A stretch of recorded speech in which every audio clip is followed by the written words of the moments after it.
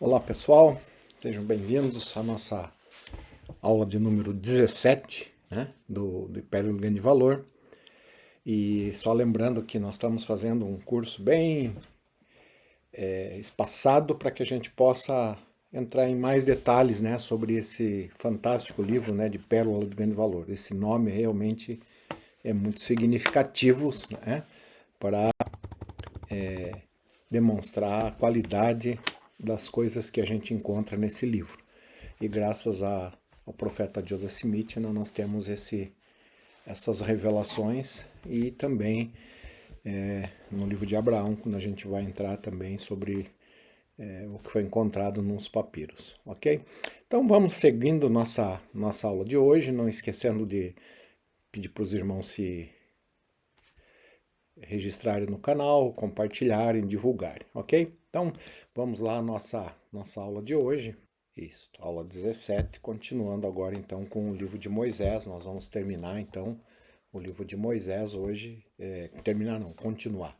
Ainda temos mais alguns capítulos no livro de Moisés. Então nós paramos lá no verso 31, e aí no verso 32, né, lembra que ainda a disputa lá entre Caim e Abel, o Senhor não aceitou a oferta de Caim, e agora entra Abel novamente aqui na nossa na nossa aula. E lá no verso 32 diz assim: E Caim saiu para o campo, e Caim falou com Abel, seu irmão. E aconteceu que, enquanto estavam no campo, Caim levantou-se contra Abel, seu irmão, e matou-o. Né? Lembra que ele, como a oferta dele não foi aceita, ele ficou muito irado, e aí ele matou o próprio irmão, né? E ali o profeta Joseph F. Smith, ele diz assim: o ódio dos ímpios sempre seguiu e sempre seguirá o sacerdócio e os santos. Interessante, né, essa afirmação dele. O diabo não perderá de vista o poder de Deus investido no santo sacerdócio. Ele teme, odeia e nunca deixará de agitar os corações dos degradados e corruptos em raiva e malícia contra aqueles que detêm esse poder, e para perseguir os santos até que ele esteja amarrado. Claro, esse amarrado vai acontecer só durante o milênio. Então, o que o presidente Joseph Smith está querendo nos ensinar, né, é que Satanás vai sempre tentar desvirtuar, atacar os que são justos e os que têm o poder do sacerdócio. E lá em 1 João 3,12, encontramos a seguinte escritura: não como Caim, que era do maligno e matou seu irmão. E por que causa o matou? Porque suas obras eram más e as de seu irmão justas. Então era inveja, e Satanás então colocou na mente de Caim que ele deveria matar o irmão dele para obter, se vingar, porque ele era justo, né, o irmão, e também para pegar as posses do irmão. Mas esse não era o ponto central, pelo que parece. Em 1985, a primeira presidência fez a seguinte declaração a respeito dos justos que são afligidos pelos iníquos. E aí a declaração diz: para um sábio propósito na providência de Deus, ele permite que os iníquos, no exercício de seu arbítrio, aflijam de tempos em tempo os seus seguidores. Desde os dias de nosso pai Adão, isso tem sempre acontecido e continuará a acontecer enquanto Satanás tiver algum poder sobre o coração dos filhos dos homens. Infelizmente, isso acontece até os dias de hoje. Satanás sempre vai incitar, e as pessoas têm um arbítrio. E o Senhor não tolhe os arbítrios das pessoas. E elas então escolhem. E, claro, um dia vão arcar com as consequências. Continuando, o Senhor disse a Abraão: e Deus falou com ele, dizendo: meu povo desviou-se dos meus preceitos e não guardou as minhas ordenanças que dei a seus pais, e não observaram a minha unção, nem o sepultamento ou batismos que lhes ordenei. Mas desviaram-se do mandamento e tomaram para si o lavamento de crianças e o sangue da aspersão, e disseram que era o sangue do justo Abel que foi derramado por pecados, e não souberam e não souberam em quem são responsáveis perante mim. Então, essa aqui é uma tradução do profeta Joseph Smith de Gênesis, né? 17, 4 a 7, explicando que as pessoas, naquela época, né, e em épocas posteriores, eles achavam que era o sangue do Abel, né, e começaram a fazer os batismos de crianças sem o sepultamento, né, era só um lavamento de criancinhas e a aspersão do sangue, e achavam que era o sangue do Abel, né, desvirtuaram completamente, né, a expiação do Salvador Jesus Cristo. E isso aconteceu lá na época de Abraão e na época dos povos antigos, né? Como vamos dizer assim, é comum, né, as pessoas serem desviadas, né? Satanás, ele coloca falsas doutrinas, falsos ensinamentos para desviar o coração das pessoas. E isso foi desde sempre, né? Como ele desviou Caim e muitos outros dos filhos de Adão daquela época, né? Tanto é que pouquíssimos eram justos, né? Na época mesmo de Adão, mesmo Adão sendo uma pessoa um patriarca, o pai da raça humana, um homem completamente digno, ok? Vamos para o verso 33, então. O Senhor e Caim gloriou-se do que havia feito, dizendo, estou livre. Livre do quê, né? Ele estava livre do irmão, mas era escravo do diabo, escravo dos pecados dele, né? E ele diz, certamente os rebanhos de meu irmão cairão em minhas mãos. O regozijo de Caim é ao mesmo tempo irônico e trágico, mostrando a que ponto tinha chegado sua rebelião contra Deus. Será que ele achou que estaria livre de trabalho? Será que ele se considerou livre do exemplo justo de Abel? Ou será que ele se sentiu livre porque tinha ficado rico? As Escrituras deixam claro que, em vez de gozar da verdadeira liberdade, Caim estava em total escravidão e condenação. No livro de Mórmon, né, a gente encontra essa escritura lá em 2 Nef, né, dizendo assim, portanto os homens são livres, segundo a carne, e todas as coisas de que necessito lhes são dadas. Uma coisa interessante aqui, né, irmãos, me ocorreu aqui agora, né? O Senhor colocou os homens e sempre pôs meios para que os homens pudessem subsistir. Sempre pôs meios para que os homens pudessem ter o que comer, o que vestir e o que morar. Claro que em épocas, às vezes pelo mau uso de algumas pessoas passaram a ter fome, ou às vezes era um castigo do próprio Senhor. Mas sempre o Senhor providenciou as coisas para os seres humanos. E a Escritura continua, e são livres para escolher a liberdade e a vida eterna por meio do grande mediador de todos os homens, ou para escolherem o cativeiro e a morte, de acordo com o cativeiro e o poder do diabo. Olha que tem aqui os dois lados da moeda, a expiação do Salvador Jesus Cristo, que promove a liberdade, e o diabo, Satanás, o cativeiro, né, que é o poder do diabo. E aí vem o grande obra do diabo, que a gente às vezes esquece, que ele tem uma obra também, assim como a gente já viu lá em Moisés 1,39, que a obra de Deus é tornar os homens tanto imortais e também proporcionar a todos nós a vida eterna. E olha ali o finalzinho do verso, a obra do diabo, porque pois ele procura tornar todos os homens tão miseráveis quanto ele próprio. Esse é o trabalho dele, irmãos.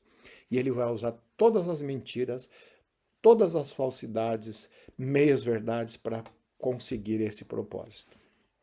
E aqui ele conseguiu com Caim, né? Caim, a gente já viu na aula passada, se tornou um filho de perdição.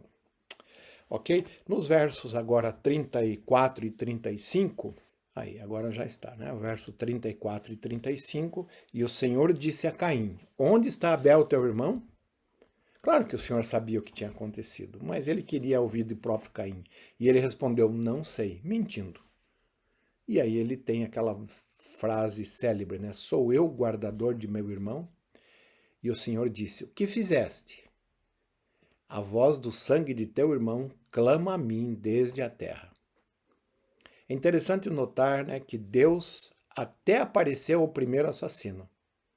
Caim, e conversou com ele cara a cara após seu crime. Nem mesmo Caim e seus filhos banidos, como estavam na terra de Nod, teriam qualquer desculpa para não servir a Deus, pois o Senhor apareceu e falou com Caim. Esse Deus que fala aqui é o próprio Salvador Jesus Cristo, né? O Senhor. Interessante essa afirmação do Elder Mark Peterson, do Quórum dos Doze, né? E ainda Elder Dalen H. Oaks, porque Elder, porque quando ele falou isso, ele era um apóstolo, mas agora nosso profeta. Mas ele falou isso lá em 1986. Somos guardadores de nosso irmão? Ele faz essa pergunta. Em outras palavras, somos responsáveis por cuidar do bem-estar de nosso próximo. Ao procurarmos conseguir nosso pão de cada dia, a regra de ouro do Salvador nos diz que sim, Satanás diz que não. Tendo sido tentados por Satanás, alguns seguiram o exemplo de Caim. Ele cobiçou a propriedade alheia e depois pecou para consegui-la. O pecado pode ser assassinato, roubo ou latrocínio. Pode ser fraude ou engano. Pode até ser algum tipo legal e astuto de manipular os fatos ou influenciar alguém para levar vantagem. A desculpa é sempre a mesma. Sou eu o guardador do meu irmão? Interessante, né? Essa afirmação do presidente, na época, Elder Dalen H. Oaks, como um apóstolo, né? Continuando, os versos agora 36 a 40, né? Vamos abranger esses 4 versos. E agora serás amaldiçoado desde a terra. Lembra que o Senhor conversou com ele e perguntou o que tinha acontecido, e agora então veio o castigo. E agora serás amaldiçoado desde a terra, que abriu a boca para receber de tua mão o sangue de teu irmão. Quando lavrares a terra, ela não te dará mais sua força. Fugitivo e vagabundo serás na terra. E Caim disse ao Senhor: Satanás tentou-me por causa dos rebanhos de meu irmão. E também eu estava irado, porque aceitaste a oferta dele e a minha não. Meu castigo é maior do que me é possível suportar. Como sempre, né? As pessoas tentam sempre se justificar, não assumem os seus erros, né? Aqui Caim estava tentando se justificar. E eis que me expulsaste este dia da face do Senhor, e de tua face ficarei escondido, e serei fugitivo e vagabundo na terra. E acontecerá que aquele que me achar me matará, por causa de minhas iniquidades. Pois essas coisas não se escondem do Senhor. E eu, o Senhor, disse-lhe: qualquer que te matar, 7 vezes sofrerá vingança. E eu, o Senhor, pus um sinal em Caim, para que não o matassem qualquer que o achasse. Interessante, né? O castigo. Como só voltando ali um pouquinho, né? Satanás tentou-me por causa dos rebanhos de meu irmão, e também estava irado porque aceitaste a oferta dele e não a minha. Esta condenação foi em virtude de Caim ter matado Abel, e por seu terrível pecado. Caim foi punido, muito pior do que ter sido condenado. Interessante, né? O presidente Joseph Fielding Smith, né, falando isso. Caim foi punido muito pior do que ter sido condenado. Primeiro, devemos eliminar a tendência individual ao egoísmo, que prende a alma, encolhe o coração e escurece a mente. O presidente Romney, que foi membro da primeira presidência, né, e também aqui o presidente Kimball, que era um profeta, se referiu recentemente ao trágico ciclo da civilização, um ciclo impulsionado por qualquer um que busque poder e ganho. Não foi isso que levou Caim a cometer o primeiro assassinato para obter ganhos? E parece que isso continuou por séculos, séculos, milênios, e até hoje é desta maneira, né? A gente vê no livro de Mórmon o mesmo ciclo, o mesmo processo, ok? E aí Caim diz ao Senhor: eu serei fugitivo e vagabundo na terra. Eu serei fugitivo e vagabundo na terra. Uma de suas, né, presidente Oaks ainda dizendo, né, uma de suas ferramentas mais eficazes, né, de Satanás, é a tentação de tirar vantagem injusta para obter ganho. Tem sido assim desde o início. Caim definiu o padrão do mundo. Caim cobiçava os rebanhos de seu irmão, Abel, e Satanás lhe mostrou como obtê-los. Satanás ensinou a Caim que um homem poderia obter riqueza mundana cometendo algum mal contra seu dono. Parece que é o mesmo processo por todas as eras da nossa existência. E eu, Senhor, pus um sinal em Caim para que não matasse qualquer que o achasse. É preciso salientar que o sinal que foi posto sobre Caim não é a mesma coisa que a maldição que ele recebeu. O sinal era para distingui-lo como alguém que tinha sido amaldiçoado pelo Senhor. Ele foi colocado sobre Caim para que ninguém que o encontrasse viesse a matá-lo. Uma história semelhante que ilustra a diferença entre um sinal e uma maldição é o que ilustra o relato de como o Senhor pôs um sinal e uma maldição sobre os lamanitas e sua posteridade.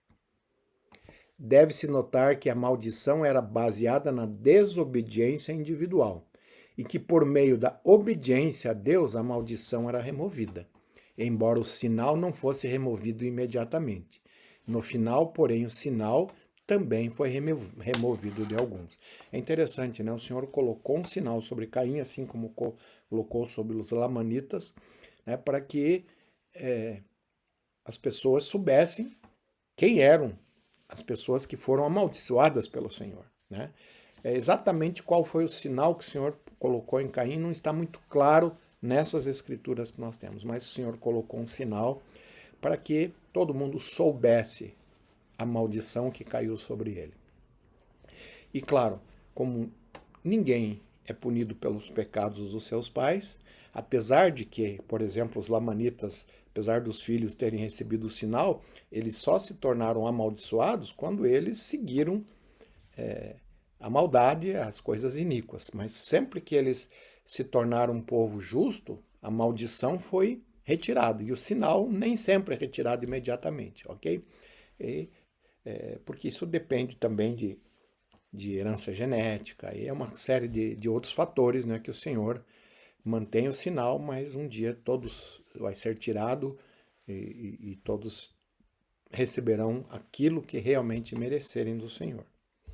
Nos versos 41 e 42, e Caim foi banido da presença do Senhor, e com sua mulher e muitos de seus irmãos.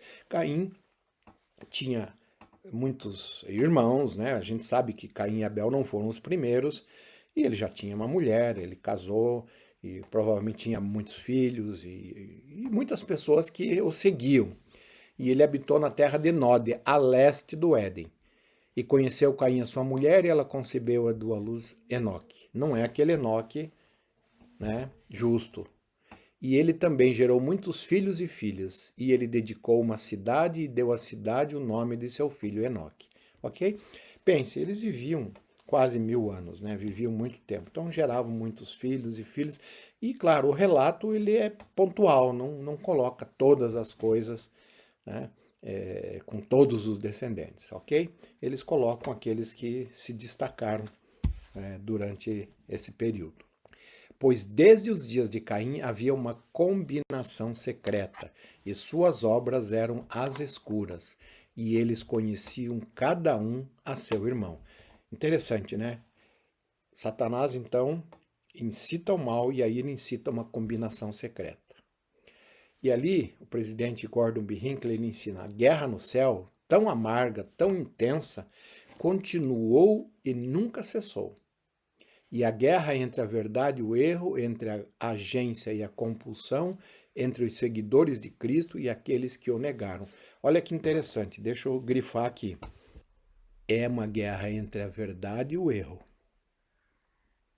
entre agência e compulsão. Agência, o arbítrio, é concedido sempre pelo Senhor, mas Satanás trabalha com esse propósito, a compulsão. Tudo que faz as pessoas serem compungidas não é de Deus. E ele diz assim: entre os seguidores de Cristo e aqueles que o negaram. Seus inimigos usaram todos os estratagemas o negaram, seus inimigos usaram todos os estratagemas naquele conflito. Eles se entregaram à mentira e ao engano. Eles empregaram dinheiro e riqueza. Eles enganaram a mente dos homens. Eles assassinaram, destruíram e se envolveram em todas as outras práticas impróprias e impuras para frustrar a obra de Cristo. Começou na terra quando Caim matou Abel, e o Antigo Testamento está repleto de relatos da mesma luta eterna. Então, fica essa declaração do presidente Hinckley. Continuando nos versos 52 e 54, encontramos lá: portanto, o Senhor amaldiçoou Lameque e a sua casa e todos os que haviam feito convênio com Satanás, porque não guardaram os mandamentos de Deus, e isso desagradou a Deus. Quem era Lameque era um dos descendentes, né, de Adão também. Desagradou a Deus, e não ministrou junto a eles, e suas obras eram abominações, e começaram a espalhar-se entre todos os filhos dos homens. Quais obras? As organizações secretas. E isso existia entre os filhos dos homens e entre as filhas dos homens. Essas coisas não eram ditas, porque Lameque contara o segredo às suas mulheres, e elas rebelaram-se contra ele e divulgaram essas coisas amplamente, e não tiveram compaixão. Portanto, Lameque foi desprezado e expulso, e ele não apareceu no meio dos filhos dos homens para que não morresse. É interessante, né, que essas combinações secretas elas foram divulgadas e foram perpetuadas, e nós encontramos depois lá no livro de Mórmon, né, claramente todas essas organizações secretas. E assim as obras de trevas começaram a prevalecer entre os filhos dos homens. É interessante, né? Os homens buscam as trevas em vez de buscar a luz. Parece que as trevas os atraem mais. E Deus amaldiçoou a terra com uma pesada maldição, e ficou irado com os iníquos, com todos os filhos dos homens que ele fizera. E claro, o ponto culminante depois disso foi lá com o dilúvio, né? Quando aconteceu depois do dilúvio. Aí o presidente Brigham Young disse: quando o diabo tomou posse da terra, seu poder se estendeu ao que pertence à terra. Ele obteve influência sobre os filhos dos homens em sua organização atual, porque os espíritos dos homens cederam às tentações do princípio maligno ao qual carne ou o corpo são submetidos. Então os homens têm a tendência carnal, e se a gente não cuidar, a gente também continua sendo e estendendo essa natureza carnal. E por causa do arbítrio e da atividade de Satanás, a maldade prevaleceu no mundo desde o início, ao contrário dos mandamentos do Senhor, de que os homens vivam em paz e justiça e respeitem os direitos dos outros. Eles usam esse arbítrio para se rebelar contra Deus e cometer todos os tipos de pecado. A missão de Lúcifer, como todos devemos saber, é lutar contra a verdade e destruir as obras do Senhor e a salvação da humanidade, se ele puder. E uma das grandes armas, né, que Lúcifer usa é o imediatismo. Ele propõe às pessoas uma recompensa meio que imediata, enquanto a recompensa do Senhor ela é futura. Né? Nós aguardamos isso para a eternidade. Satanás quer dar as coisas agora, só que eles provam o doce, só que na boca se torna amargo. Logo, logo depois, Satanás não protege os seus. Ele os empurra, né, para o abismo, quando ele puder. O livro de Mórmon ensina isso, né, que ele joga um cordel de linho no pescoço, e esse cordel de linho a pessoa diz, eu posso arrebentar a qualquer hora, e ele vai engrossando até que ele amarra com as terríveis correntes das quais não há libertação. Está lá em 2º Nef isso, né? No verso 57, aí o Senhor diz, porque não deram ouvidos à sua voz, nem acreditavam em seu Filho unigênito. Eles pararam de acreditar, né? Satanás espalhou tantas mentiras e eles desvirtuaram completamente o Evangelho, não acreditando mais no Filho de Deus, no Salvador. Sim, naquele que ele declarou que viria no meridiano dos tempos, que foi preparado desde antes da fundação do mundo. O Elder Talmud ele diz, nessa escritura aparece a primeira menção da designação expressiva e profundamente significativa do período em que Cristo deve aparecer. O meridiano do tempo. Se a expressão for considerada figurativa, lembre-se de que a figura é do Senhor.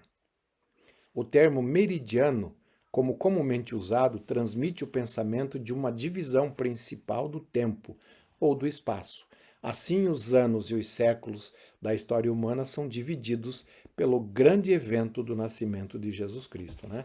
A gente sempre usa antes de Cristo e depois de Cristo. Ali foi o meridiano, no meio dos tempos, né, onde ficou antes de Cristo e depois de Cristo, do Salvador Jesus Cristo. Verso 58. E assim o evangelho começou a ser pregado desde o princípio, sendo anunciado por santos anjos enviados da presença do Senhor e por sua própria voz e pelo dom do Espírito Santo. Então, o Senhor nunca deixou de pregar o evangelho sempre que teve alguém disposto a ouvi-lo. Então, depois da queda, Deus revelou o plano de salvação a Adão e Eva, para que eles pudessem saber como voltar à sua presença e ter vida eterna. Moisés 5:4-9 explica que Deus ensinou o evangelho a Adão e Eva por sua própria voz, por meio de anjos e pelo Espírito Santo.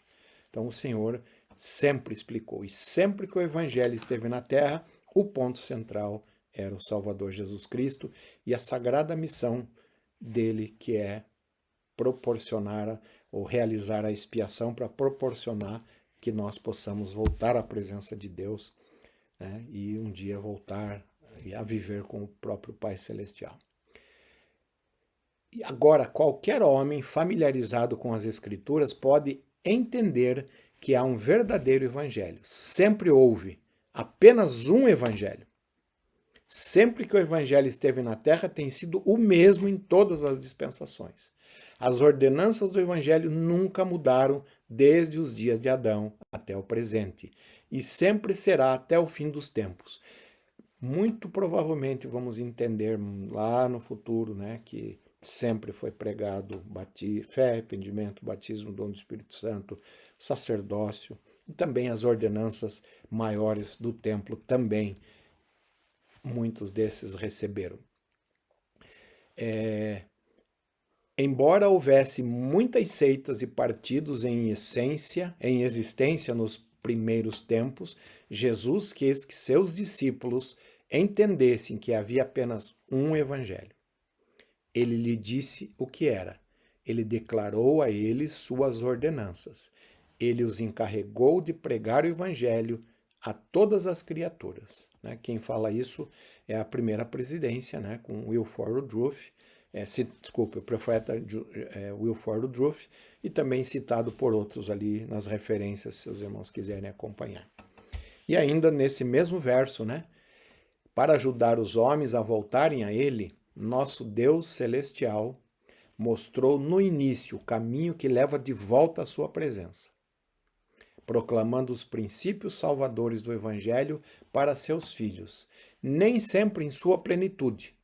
Isso é muito importante, irmãos. Nem sempre a plenitude do Evangelho esteve presente. A gente sabe da lei de Moisés, que era uma lei menor, que existiam certas ordenanças, mas não a plenitude, apesar de que alguns profetas recebiam a plenitude, né? Mas eram bem poucos. Então o Senhor coloca a plenitude do Evangelho quando o povo está preparado para recebê-la. E felizmente nós temos hoje, depois da restauração, a plenitude do Evangelho, com todas as ordenanças necessárias para que a gente possa voltar à presença do Pai Celestial, né, na exaltação. Então, nem sempre é plenitude, mas o suficiente para salvar os homens se eles ouvissem e obedecessem. Claro que as pessoas vão ser julgadas de acordo com o que foi lhe apresentado. Então, as pessoas que não tiveram a plenitude do Evangelho serão julgadas desta maneira. Aqueles que têm a plenitude serão julgados de uma outra maneira. Então, reminiscências do plano do Evangelho se fixaram às mentes dos homens desde Adão, para a sua posteridade, parte como memórias corruptas, parte como tradição, algumas poucas coisas que Deus fez instintivamente em seus filhos. É interessante, né, irmãos, que se você pegar quase todas as filosofias, tem resquícios da verdade, né? Você pega lá as civilizações mais antigas, como na Índia, na própria China, eles têm resquícios da verdade. Claro que foram corrompidas, foram mudadas as tradições, mas tem pinceladas, né, do verdadeiro Evangelho de Jesus Cristo. Aqui o elder Frank D. Richards, ele diz assim: embora não seja adaptado nem projetado como um pioneiro da fé entre os incrédulos, ainda assim a Pérola de Grande Valor se auto-recomendará a todos os estudantes cuidadosos das Escrituras. Então aqui ele está falando a respeito da Pérola de Grande Valor, como detalhando muitos fatos importantes que são apenas aludidos ou totalmente não mencionados nas consoantes em todo o teor da vontade revelada de Deus. É para o iniciante no Evangelho adicionar evidências confirmatórias da retidão de sua fé, mostrando-lhe que as doutrinas e ordenanças são as mesmas reveladas a Adão para sua salvação após sua expulsão do jardim, e o mesmo que ele transmitiu e fez com que fossem ensinados às suas gerações depois dele, como o único meio designado de Deus pelo qual as gerações dos homens podem retornar à sua presença. Importante, né, irmãos? Pérola de Grande Valor, ela abrange, ela mostra alguns outros detalhes que a gente não tem na Bíblia, né? A gente lá na Bíblia só tem Caim e Abel, não fala dos outros filhos de Adão. E qualquer mente, vamos dizer assim, que tenha 2 neurônios, vai imaginar que eles viveram quase 1000 anos, será que só teriam 2 ou 3 depois o outro filho? E com quem que eles casaram, né? Então, Adão e Eva tiveram uma grande posteridade. Enfim, outras verdades, né, como o elder Franklin D. Richards aqui diz, né, que a Adão foi ensinado o evangelho de fé, arrependimento, batismo, né?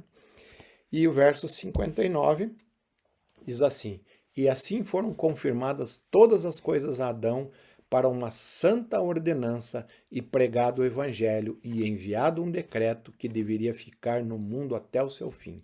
E assim foi. Amém. Aí encerra, né, o capítulo 5 de Pérola de Grande Valor, e aí nós vamos ficando por aqui hoje, né?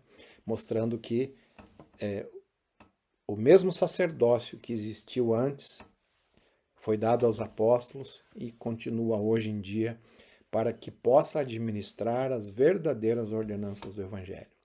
É muito importante entender, irmãos, ninguém se auto-intitula portador das chaves e da autoridade do sacerdócio. Sempre tem que ser dado por alguém. Por isso o Senhor preservou alguns homens, como Moisés, que foi transladado, e outros, para que pudessem transmitir esse sacerdócio. Assim como o profeta Joseph Smith recebeu de João Batista, depois de Pedro, Tiago e João. Mas antes da ressurreição, alguns foram transladados para poder transmitir, como lá no Monte da Transfiguração, né, onde estavam Elias, o profeta, Moisés, né, transmitindo as suas chaves. A autoridade precisa ser dada por quem possui autoridade. Então, qualquer ordenança que seja realizada sem a devida autoridade, irmãos, não tem valor nenhum para Deus. Por mais bonita que seja, por mais de boa fé que seja, não tem valor para o Pai Celestial. Por isso nós fazemos a grande obra do templo, para proporcionar a todas as pessoas que recebam as mesmas ordenanças que nós temos o privilégio de receber em vida, ok? Então ficamos por aqui, só lembrando que eu tenho esse canal também, a Doutrina Viva, e lá eu coloco, não foi aí ainda, né? Lá eu coloco os outros cursos que eu já dei na Central das Escrituras, os irmãos que quiserem rever ou assistir, né? Está lá na Central das Escrituras os outros cursos que foram dados na Central das Escrituras. Só tentar voltar aqui que não está dando. Ok, irmão? Então, ficamos por aqui e quero testificar aos irmãos de que esta é a Igreja de Jesus Cristo, Pérola do Grande Valor, é uma pérola realmente, e deixo essa aula com os irmãos em nome de Jesus Cristo. Amém.